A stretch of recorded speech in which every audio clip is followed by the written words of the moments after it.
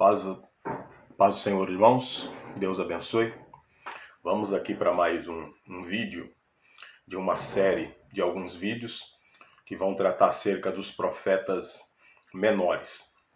E na lição de hoje, nós vamos falar um pouquinho sobre o profeta menor, por nome de Zacarias.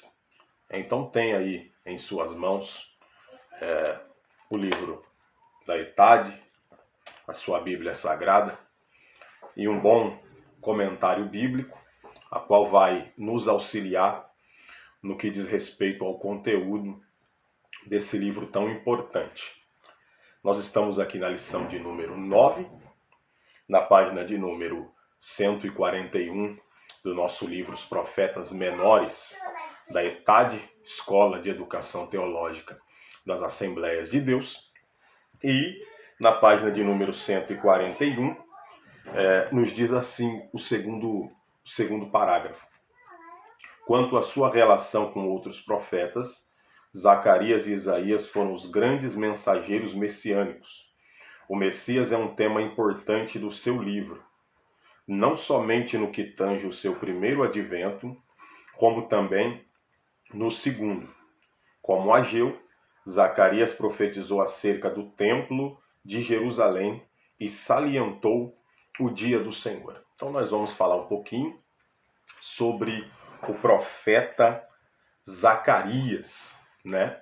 O profeta Zacarias, assim como o próprio profeta maior Daniel, que é um profeta que profetizou também acerca do futuro das nações gentílicas, dos impérios mundiais ali. O profeta menor Zacarias também vai profetizar, mas a sua abordagem acerca dos judeus.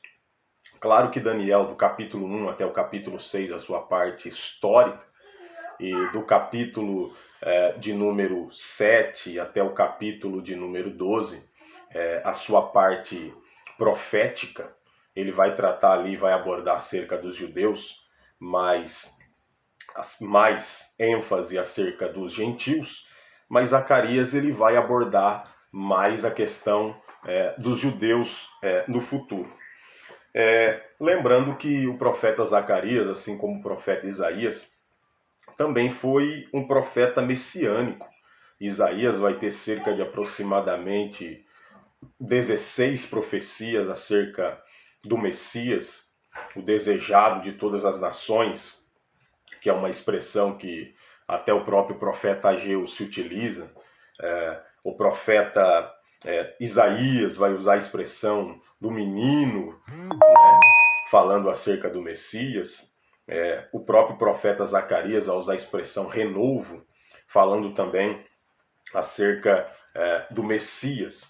O livro do profeta Zacarias, ele é o maior de todos os livros dos profetas menores, até maior do que o livro do profeta Oséias, que é uma complicação muito grande entender o livro do profeta Oséias.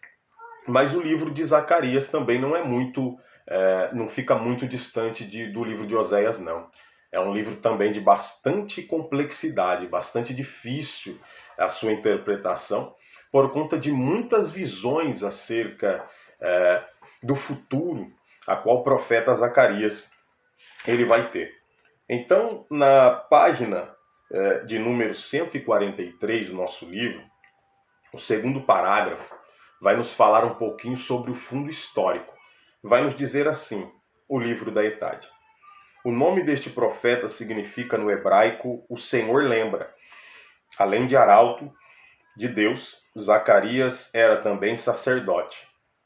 Era jovem, segundo o 4º versículo do capítulo 2, e um dos profetas pós-cativeiro. Seus escritos são do ano 520 antes de Cristo. Então nós vemos que o profeta Isaías, profeta messiânico, profetizou aproximadamente 700 anos antes de Cristo, enquanto o outro profeta menor, Zacarias, vai profetizar no período de 520 anos antes do Messias, antes de Cristo. E nós vamos ver, nós temos que dividir aqui os profetas em três grupos os profetas menores. São os profetas do Reino Norte, os profetas que profetizou no Reino Norte, quando Israel já se encontrava dividido, que são os profetas Oséias, o profeta Jonas e também o profeta Amós. Ambos esses três profetas foram contemporâneos e profetizaram no Reino Norte. Os profetas de Judá, que é Naum, Abacuque, Ageu, Sofonias, o próprio profeta Joel, o próprio profeta Obadias, que são os profetas mais velhos, né? E o terceiro grupo, que são os profetas pós-cativeiro. Os profetas pós-cativeiro é o profeta Ageu, o profeta Zacarias e o profeta Malaquias. E nós vamos ver que o fundo histórico do livro do profeta menor Zacarias é o mesmo do que o profeta Ageu, que foi o quê? Lembrando que estudamos aí alguns profetas anteriores, nós vimos como, por exemplo, o profeta Abacuque, ele foi contemporâneo do profeta Jeremias.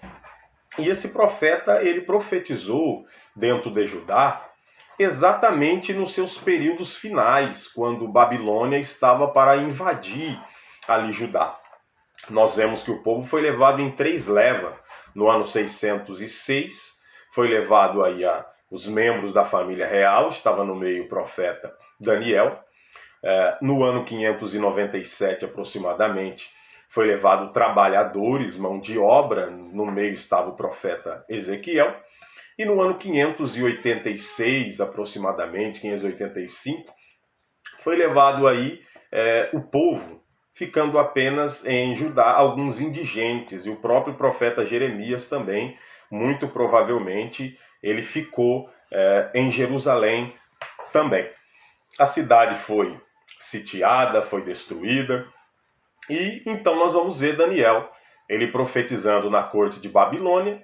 Nós vamos ver o profeta Ezequiel profetizando no meio do povo, às margens do rio Quebar.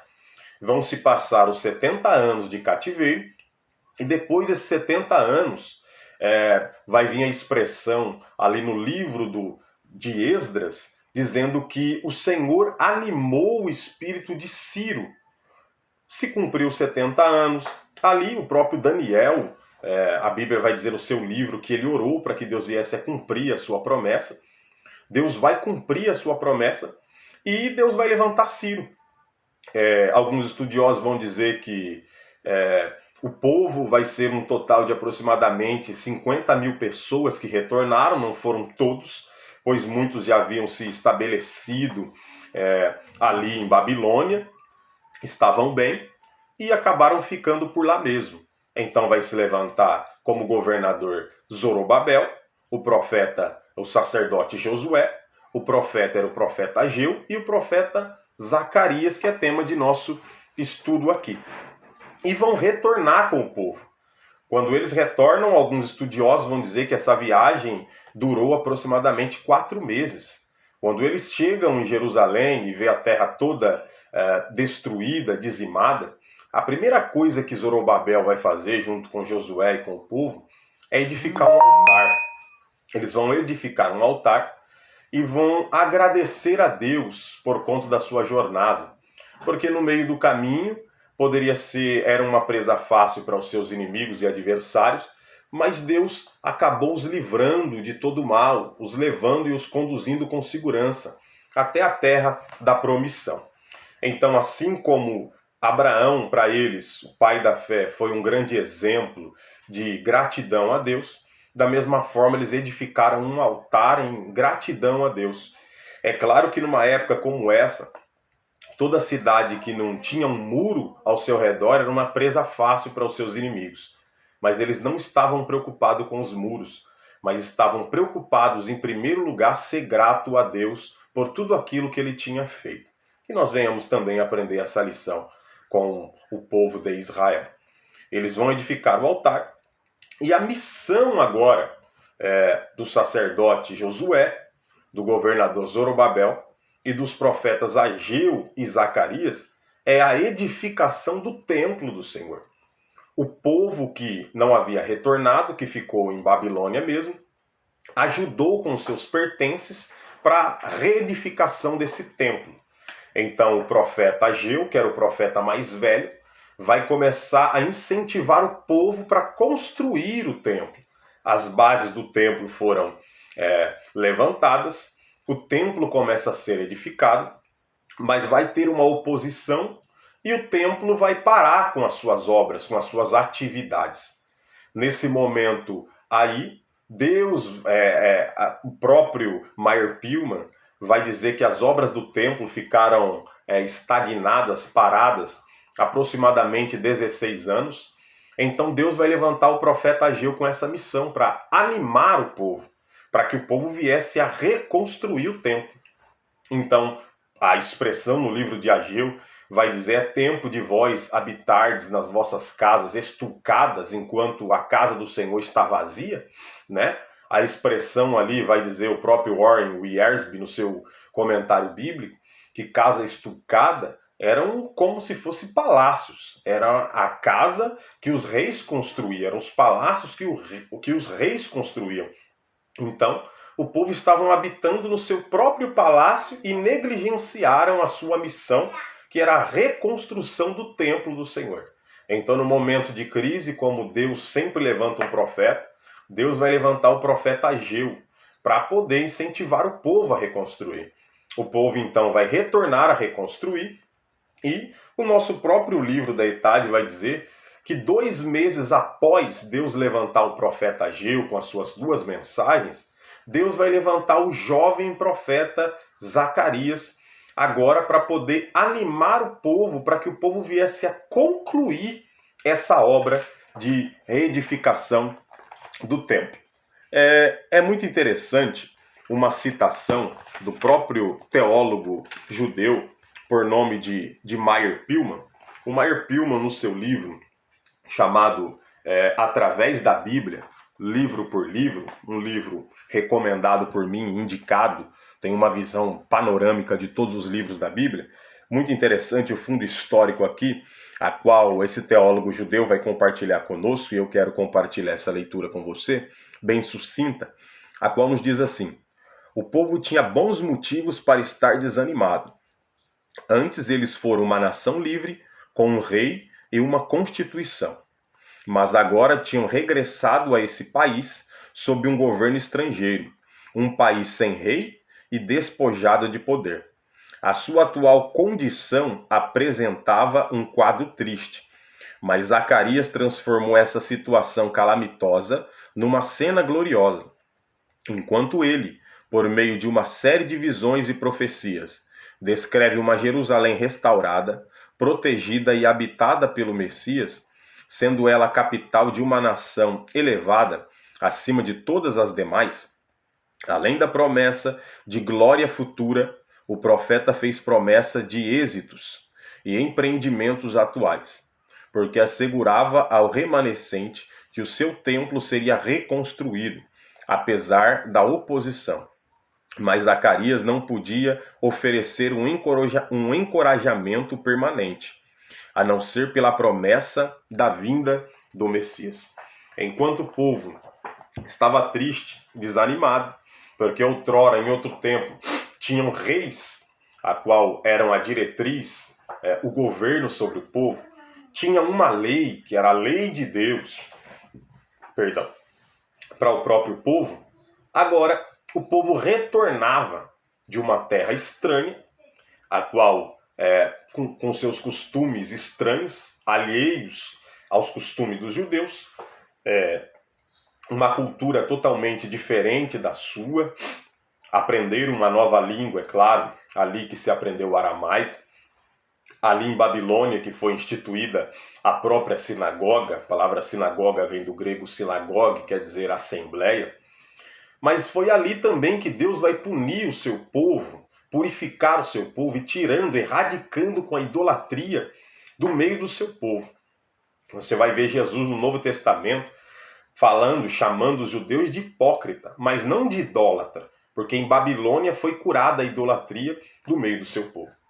Agora, Meyer Pillman vai dizer que o povo retorna, essa nova geração retorna para sua terra, mas o rei que estava lá, uma vez que Israel estava sendo subjugada ali pelo Império Medo-Persa, agora, nesse tempo, nessa época histórica, não era o seu próprio rei.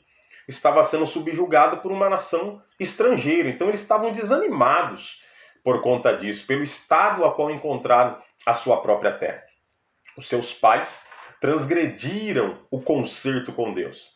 Mas essa nova geração, através do profeta Ageu e Zacarias, estava sendo motivada, animada, estava sendo orientada para que viesse a reaver essa aliança que os vossos pais quebraram e por conta disso foram parar lá em Babilônia, lá no cativeiro.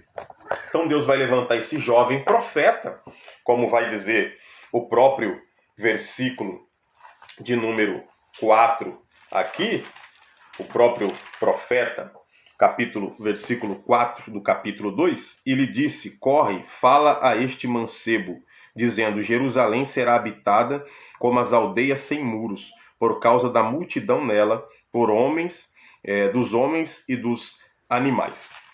Então nós vemos que o profeta Zacarias era um jovem profeta e sacerdote nessa época.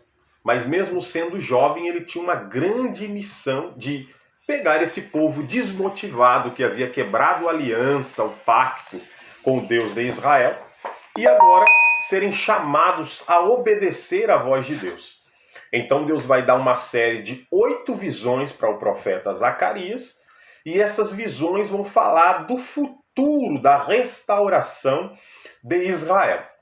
Então essas 8 visões aqui vão ser visões a qual vão animar o povo, incentivar o povo, não somente para algo momentâneo, mas para um futuro que viria. O próprio profeta vai dizer que eles não tinham, de fato, um rei judeu no momento, mas ele vai vaticinar dizendo da promessa acerca da vinda do renovo, que é a expressão que Zacarias vai usar. O Messias que viria e que iria reinar sobre Israel. Então nós vamos ver essa série de 8 visões. O Meyer Pillman aqui vai fazer uma tríplice divisão do livro do profeta Zacarias. A primeira divisão é uma visão simbólica, são visões de esperança, que vai do capítulo 1 até o capítulo de número 6. São visões, as 8 visões acerca de esperança para o povo. A segunda parte dessa tríplice divisão é uma parte prática, que vai falar acerca de exortações à obediência e à piedade, que vai do capítulo 8, o capítulo 7, até o capítulo de número 8.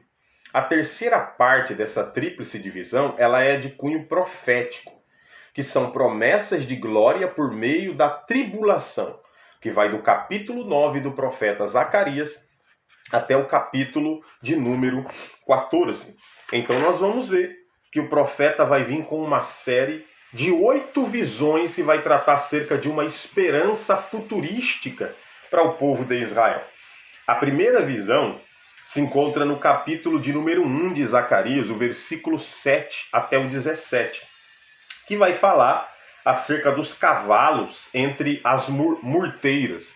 É claro que por uma questão de tempo, para o vídeo não ficar muito extenso, não dá para abordar de forma minuciosa aqui essas visões, mas vamos passar de forma bem sucinta.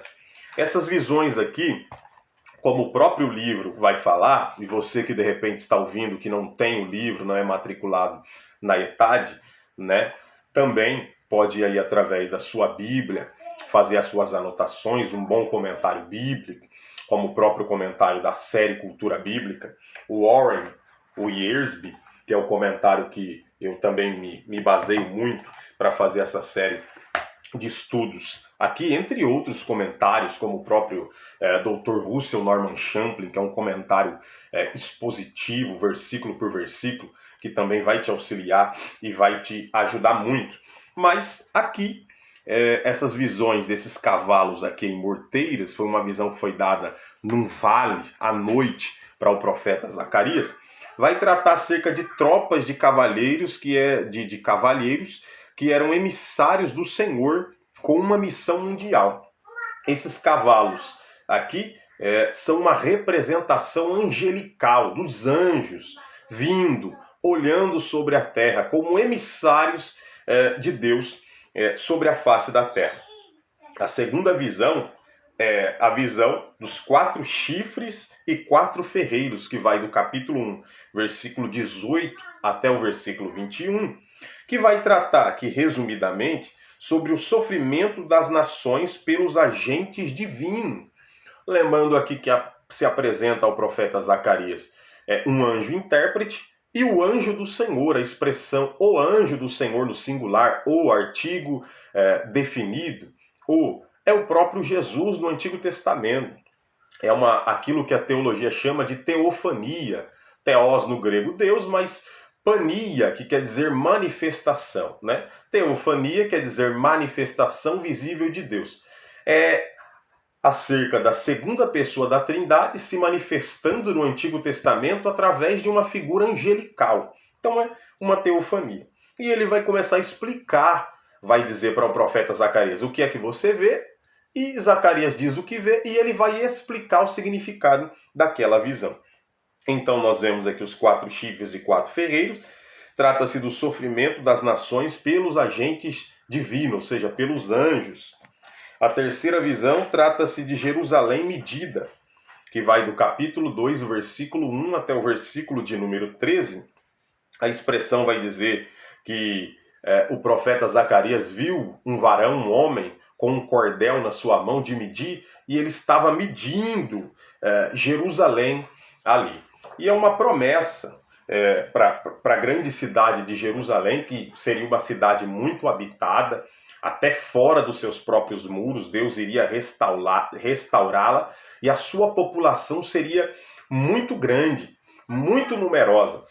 E o próprio Senhor vai fazer uma promessa para Jerusalém aqui, para ela não se preocupar com os seus muros, não, porque o próprio capítulo 2, versículo de número 5 vai dizer: e eu, diz o Senhor, serei para ela um muro de fogo em redor, eu mesmo serei no meio dela a sua glória. Uma promessa que o Senhor está dizendo: não se preocupeis com os muros, porque eu serei como um muro de fogo ao redor da cidade de Jerusalém. Uma promessa aqui falando acerca do reino milenar de Cristo, quando Cristo reinará por 1000 anos sobre a face da terra, e Jerusalém será a capital do reino e do reinado de Cristo.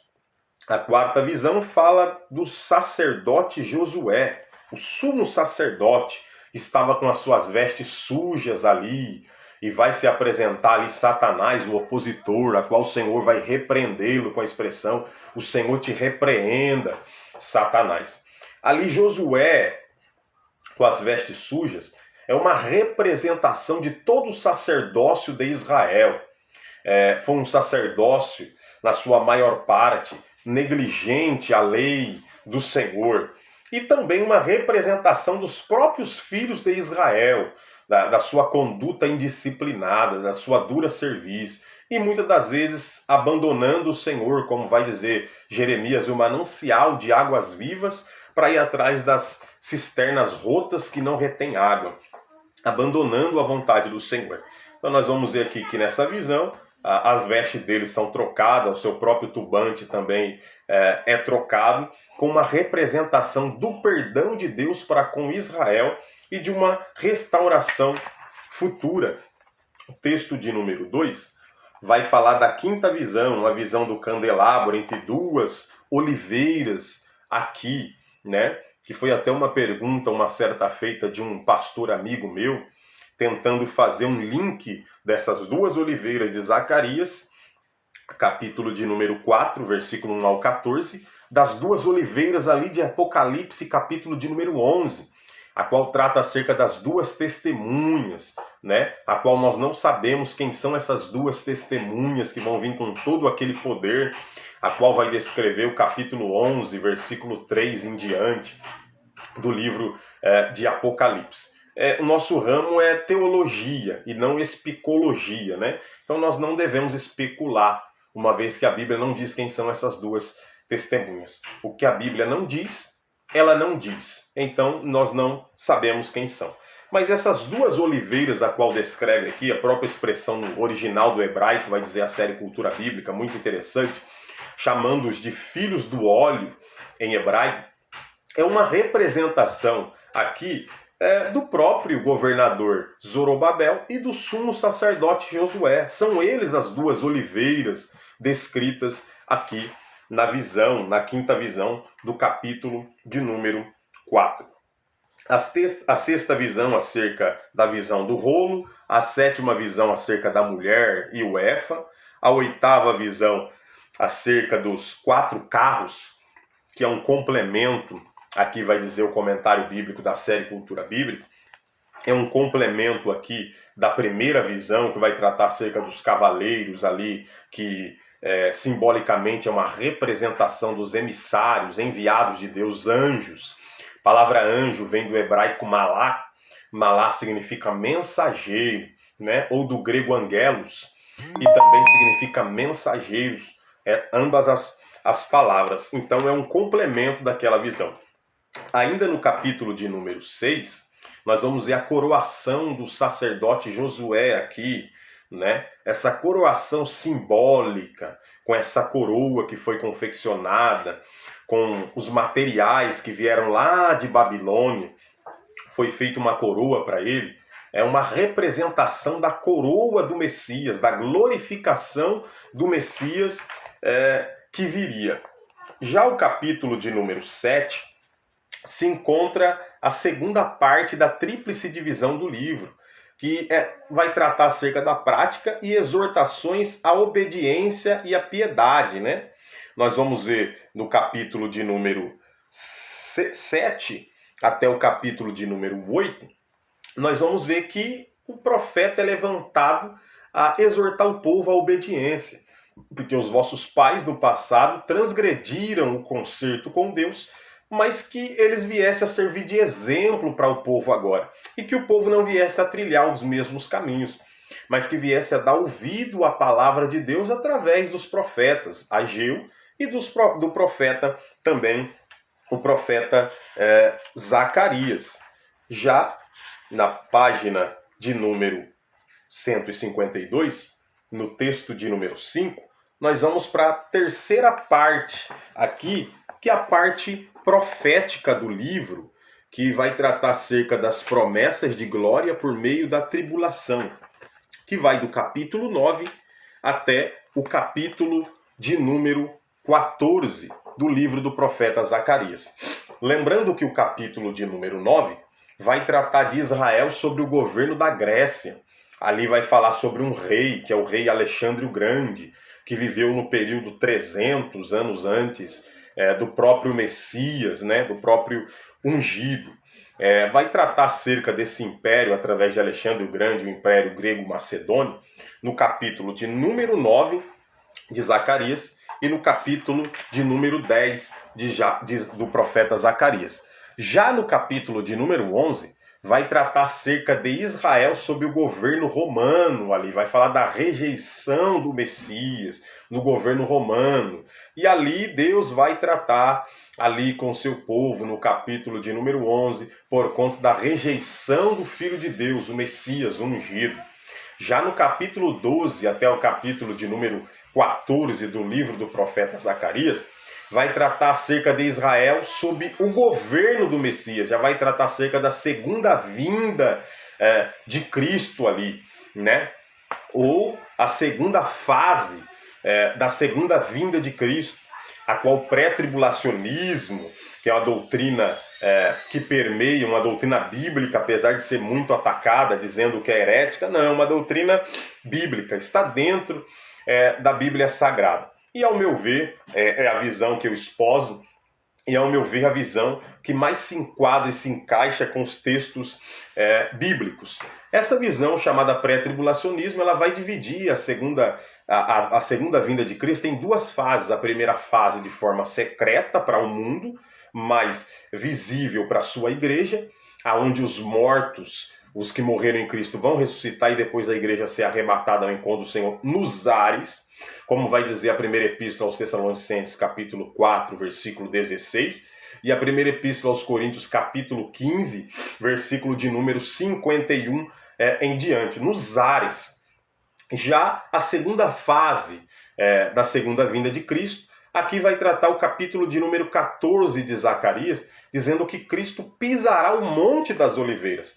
Como coadunar esses dois textos bíblicos? Cristo nos ares e agora, no capítulo de número 14, Cristo na terra, pisando no Monte das Oliveiras. Então, ao meu ver, essa visão bíblica dispensacionalista, chamada visão pré-tribulacionista, é a visão que mais se encaixa com os relatos bíblicos, aonde vai se cumprir Apocalipse 1, versículo 7, todo olho verá, né? Todas as tribos da terra se lamentarão sobre ele, sim, o amém. Então é um governo de Cristo sobre a terra.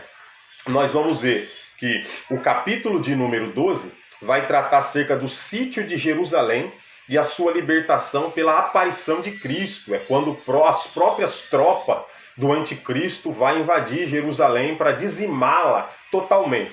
Totalmente não vai conseguir. Vai sobrar um remanescente ali, como vai dizer o próprio capítulo 13 do profeta Zacarias. E aí, naquela batalha famosa, escatológica, chamada Batalha do Armagedon, no capítulo 12, do sítio de Jerusalém, vai acontecer a descida do Messias do Monte das Oliveiras e ele vai livrar a Israel.